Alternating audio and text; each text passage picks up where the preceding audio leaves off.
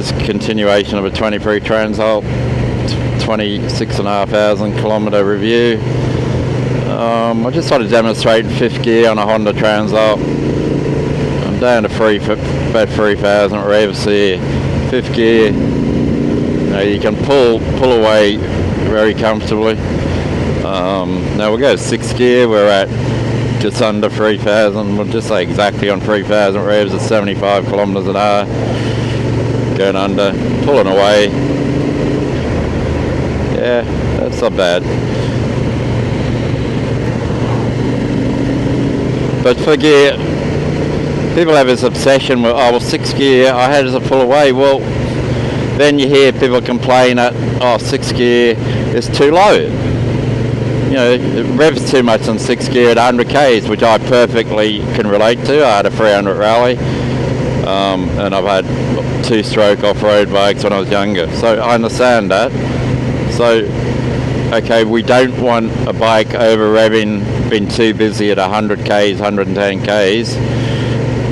We want this perfect bike in 6th gear that'll pull from 80, which, you know, this is, to be honest. So that's 80 to 100 basically in 6. But people seem to forget they've got a gearbox or the R of the gears, and on a bigger bike, it's not like you're riding a 300 or 400. 5th gear, 4th gear. Now this is 4th gear. This is probably the perfect gear for this bike on a lot of situations. So we're doing 4,000 revs at about, I'll get it up, 70 k's, 75 k's an hour, it's 4,000 revs.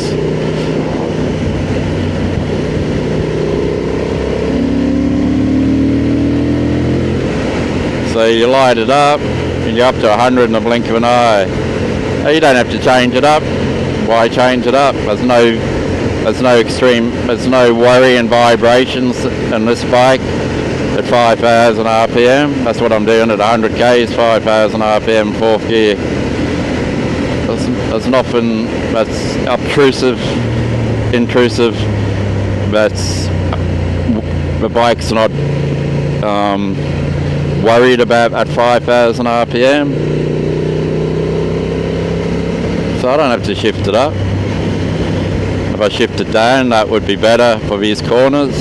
I'm just going to leave it in 4th to demonstrate that you could sit in 4th all day on this bike. I'd go as far to say, and I hope I'm not repeating myself because I have said it before on other videos, is if this only had 4 gears, you could still use this bike and you'd be quite happy. I'd be quite happy. I'd say that's 4th gear at 85 kilometers an hour. Just turn over 4,500 revs. It red lines at 10,000 revs. Starts the red line at 10. So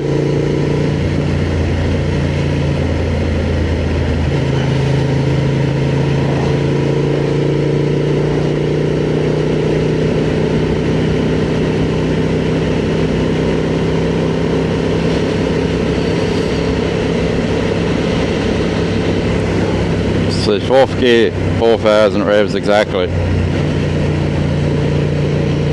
mean, there's a lot of bikes that I'd love to be relaxed at 80 k's an hour. Yeah, just over 4,000 revs. Doing 4,100 revs on 4th gear, and I'm doing 88 kilometers an hour in 4th gear. There's no vibration. Yeah, I'm not wearing thongs. I'm wearing road boots for free, but not the full length, of up to free, just below the knee.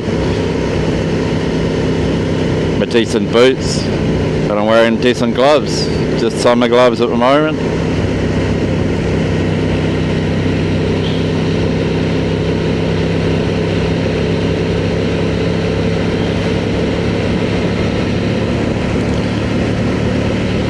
There's no vibrations.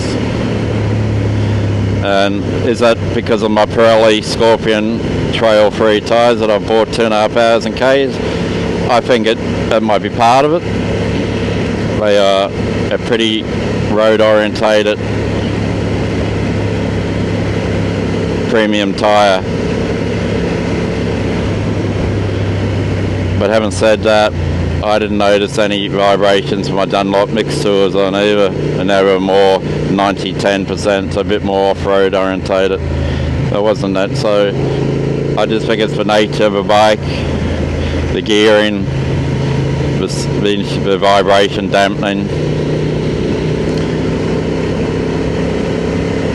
and a relatively smooth power delivery for a parallel twin cylinder.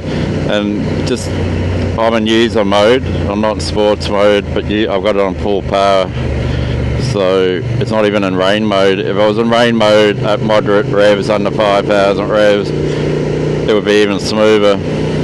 Actually, I'll put it in rain mode now. So this is rain mode, so it just sort of smooths out the low power. You've still got access to full power if you light it up, or you drop the clutch, or you drop it down the gears and get going. It doesn't sort of restrict it in that sense. It restricts it on the initial revs to about 5,000 revs, I believe. It just smooths that out. It's just like having a smooth mode. Instead of rain mode, you could call it smooth mode, but only up to certain revs.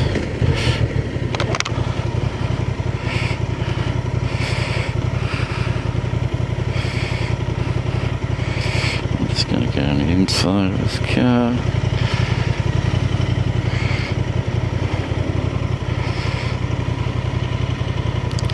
Yeah, so the taller screen, 7 centimeters taller, so about that much taller than the standard screen. Makes it a bit warmer in the summer, it's obviously better in the winter, and it's better for the wind noise. I haven't owned this bike without the taller screen. I bought this at 3,500 Ks, and the guy had already fitted accessories, a lot of it, like, well, not a lot, but it would have cost the person buying it about $2,000, or 2,500, maybe possibly free. So he would have paid 16.5 brand new plus the accessories, so he's probably paid close to 19, and he sold it less than a year later to me, and I paid 12.6. So he took a bit